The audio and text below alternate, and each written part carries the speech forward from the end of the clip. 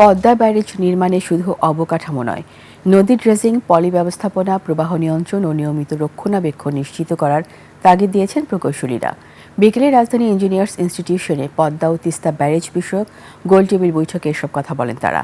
এ সময় IEB president প্রকৌশলী মোহাম্মদ রিয়াজুল ইসলাম বলেন, তিস্তা ব্যারেজের অভিজ্ঞতা কাজে লাগিয়ে পদ্মা ব্যারেজের পরিকল্পনা করতে হবে। দেশীয় প্রকৌশলীদেরও প্রকল্পের পরিকল্পনা, নির্মাণ ও ব্যবস্থাপনায় নেতৃত্বস্থানীয় ভূমিকা দেওয়ার আহ্বান জানান তিনি। মূল প্রবন্ধে অধ্যাপক শহীদুল ইসলাম আধুনিক প্রযুক্তি ব্যবহারের উপর গুরুত্ব দেন। তার মতে আইওটি, জিআইএস, এআই ও রিয়েল টাইম ডাটা মনিটরিংয়ের মাধ্যমে পানি প্রবাহ, বৃষ্টি ও পলি ব্যবস্থাপনা আরও কার্যকর করা সম্ভব। আর বক্তারা বলেন, পদ্মা ব্যারেজ বাস্তবায়িত হলে সেচ, কৃষি উৎপাদন, লবণাক্ততা নিয়ন্ত্রণ, বন্যা ব্যবস্থাপনা ও নৌ যোগাযোগে ইতিবাচক প্রভাব পড়বে।